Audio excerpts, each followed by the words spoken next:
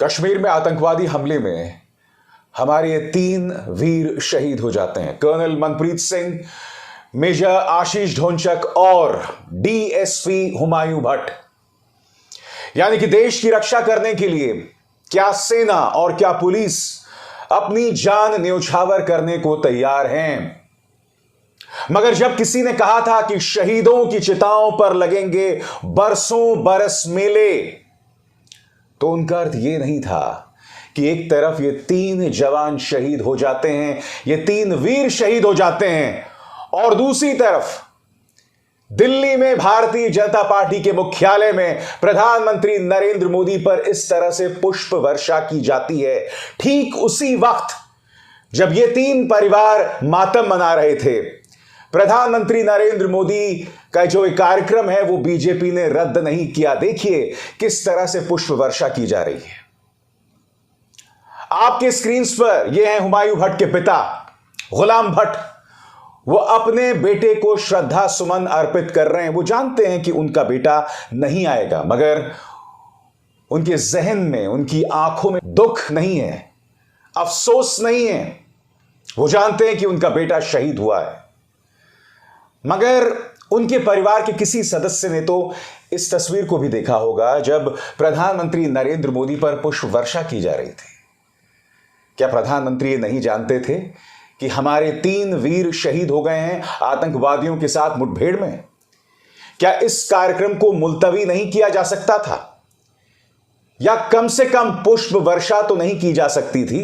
प्रधानमंत्री जाते भारतीय जनता पार्टी मुख्यालय और अंदर बैठकर उनको बधाइयां दी जाती, क्योंकि मैं समझता हूं कि प्रधानमंत्री नरेंद्र मोदी और भारतीय जनता पार्टी ऐसा कोई मौका नहीं चूकते जहां प्रधानमंत्री की बढ़ाई ना की जाए, उनकी तारीफ ना की जाए, उन पर पुष्प वर्षा ना की जाए। तो आप एक बंद कमरे में बैठ के प्रधानमंत्री नरेंद्र मोदी को G20 की बधाई दे सकते थे, क्योंकि इस पुष्प वर्षा का मकसद भी यही था कि G20 में भारत को जो शानदार सफलता मिली है उसको लेकर प्रधानमंत्री को बधाई देना। मगर यह तस्वीर जहां प्रधानमंत्री पर पुष्प वर्षा की जा रही है निहायत ही इनसेंसिटिव, निहायत ही संवेदनहीन है। खासकर तब जब हम इन 3 चेहरों को देखते हैं, कर्नल मनप्रीत सिंह, मेजर आशीष ढोंचक और डीएसपी हुमायूं भट्ट। ये 3 शहीद हो गए आतंकवादियों के साथ एक मुठभेड़ में। इनकी शहादत उनके परिवारों को ऐसी वीरानी दे गया जिसकी कमी पूरी नहीं हो पाएगी। मगर हां, उनके परिवारों के मन में खौफ नहीं है, एक गर्व है।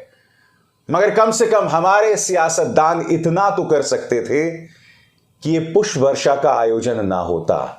मैं समझना चाहता हूं इस सरकार के कट्टर से कट्टर भक्त से, प्रधानमंत्री नरेंद्र मोदी के तमाम अंध भक्तों से, इस पुष्प वर्षा को कैसे जायज ठहराया जा सकता है? क्या प्रधानमंत्री को यह मालूमात नहीं थे कि हमारे 3 वीर शहीद हो गए हैं? आखिर वजह क्या है, मैं समझना चाहता हूं। और आपको यह समझना पड़ेगा कि भारतीय जनता पार्टी ने अपने जश्न को स्थगित क्यों नहीं किया, मुलतवी क्यों नहीं किया। हमारे 3 जवान, हमारे 3 सैनिक शहीद हो जाते हैं, फिर भी यह जश्न क्यों किया जा रहा था? क्योंकि समानांतर तौर पर विपक्षी गठबंधन इंडिया की बैठक हो रही थी। इनफैक्ट ये जो पुष्प वर्षा का जो ये पूरा जश्न हुआ, इसका मकसद ये था कि इंडिया की जो बैठक हो रही है, विपक्षी मोर्चे इंडिया की जो बैठक हो रही है, उससे मीडिया का ध्यान भटकाना।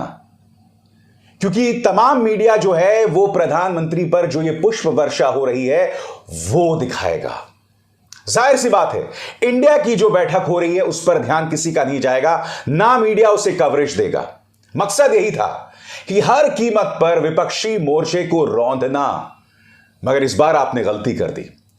इस बार आपने अपनी राजनीतिक भूख में, जश्न की इस भूख में, तारीफ की इस भूख में आपने एक बहुत बड़ी भूल कर दी कि मेरे 3 जवान, 3 वीर शहीद होते हैं, और तब भी प्रधानमंत्री पर इस तरह से पुष्प वर्षा की जा रही होती है। यह अपने आप में एक अक्षम्य बात है, ना काबिले माफी चीज है ये। क्योंकि आपको विपक्षी गठबंधन इंडिया को नीचा दिखाना था, ताकि मीडिया का ध्यान उस पर न जाए, इसीलिए यह पुष्प वर्षा की जा रही थी, वरना आप इसे मुलतवी कर सकते थे। कितना खूबसूरत संदेश जाता यह देश को।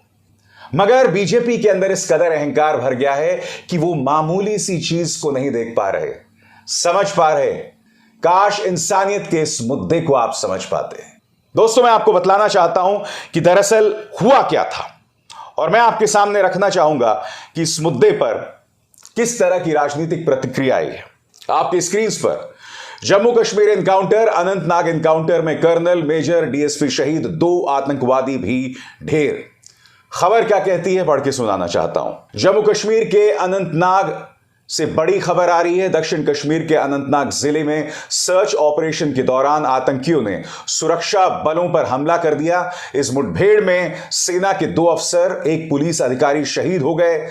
सेना के मुताबिक शहीदों की पहचान कर्नल मनप्रीत सिंह, मेजर आशीष ढोंचक और डीएसपी हुमायूं भट्ट के तौर पर हुई है। कोकेरनाग इलाके के घने जंगलों में आतंकवादियों की भारी गोलाबारी के बीच शहीद डीएसपी का शव बरामद कर लिया गया। न्यूज एजेंसी पीटीआई के मुताबिक एक जवान लापता है। आशंका है कि वो मुठभेड़ में गंभीर रूप से घायल हुआ है। अनंतनाग के साथ ही राजौरी में भी कल रात से एनकाउंटर चल रहा है। यहां अब सर्च ऑपरेशन हो गया है।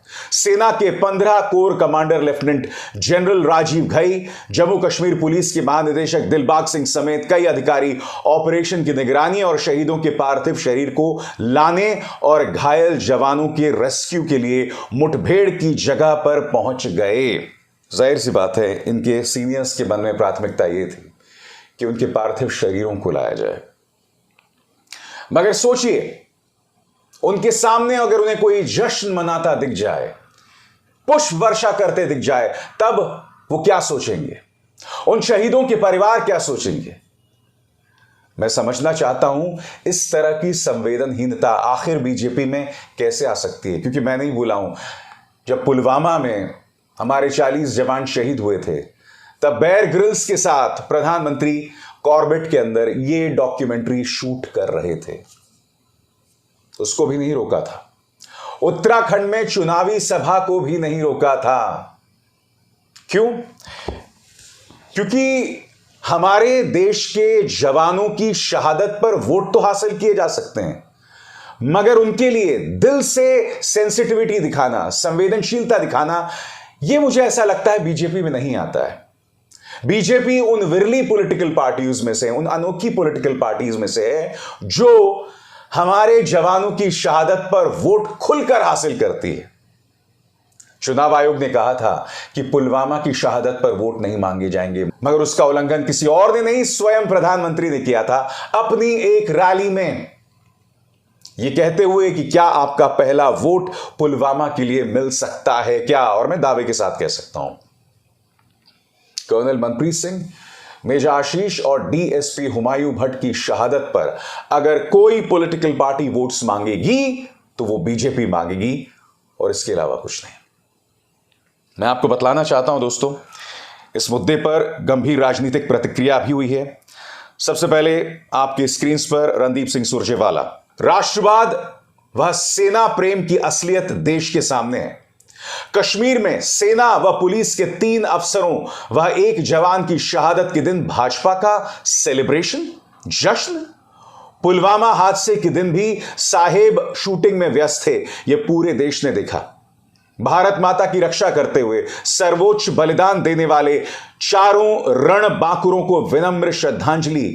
देश को आपके शौर्य पर गर्व है। परमात्मा उनके परिजनों को यह अथाह दुख सहने की शक्ति प्रदान करे। शिवसेना ने भी इस पर कड़ी प्रतिक्रिया जतलाई है। दोस्तों, प्रियंका चतुर्वेदी आपके स्क्रीन पर क्या कह रही हैं? इस जश्न को मुलतवी किया जा सकता था। हम इनसे थोड़ी संवेदनशीलता की उम्मीद कर रहे थे, खासकर उस दिन जब हमारे सुरक्षा बलों ने आतंकवादियों के साथ एक मुश्किल लड़ाई लड़ी, एक भीषण लड़ाई लड़ी।